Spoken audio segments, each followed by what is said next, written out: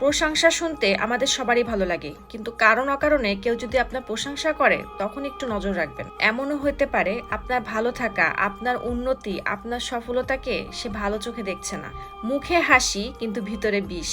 অনেক সময় দেখবেন কর্মস্থলে আপনার সাফল্যকে অনেক ছোট করে দেখা হয়। দেখবেন আপনি আপনার কর্মস্থলে অনেক ভালো প্রেজেন্ট করছেন আর সবাই আপনাকে ধন্য ধন্য করছে, কিন্তু তাদের ভিতরে কিছু মানুষ থাকবে যাদের মুখে মাখন, পিছনে ছুরি। আর এক ধরনের মানুষ দেখবেন মুখে মিষ্টতা রেখে সবসময় আপনার খুঁত ধরাতে ব্যস্ত।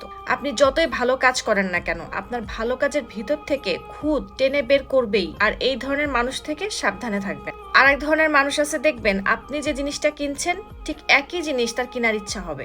ধরুন আপনি কালকে একটা গাড়ি কিনলেন, সেই মানুষটাও আপনাকে দেখানোর জন্য ঠিক আপনার মতো একটা গাড়ি অথবা আপনার গাড়ির চাইতেও বেশি দামি গাড়ি কিনে ফেলছে।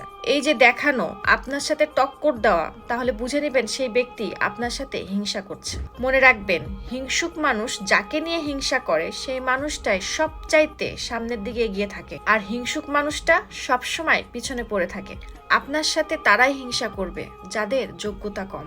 যারা হিংসা করে তারা বোঝে না যে সে নিজের ক্ষতি করছে, কারণ হিংসা মানুষের নেক আমলগুলো ধ্বংস করে দেয়। একমাত্র বোকা মানুষরাই মানুষকে হিংসা করে, কারণ হিংসা মানুষের ভালো আমলগুলো পুড়িয়ে ছাই করে দেয়, যেমনটা আগুন কাঠকে পুড়িয়ে ছাই করে দেয়।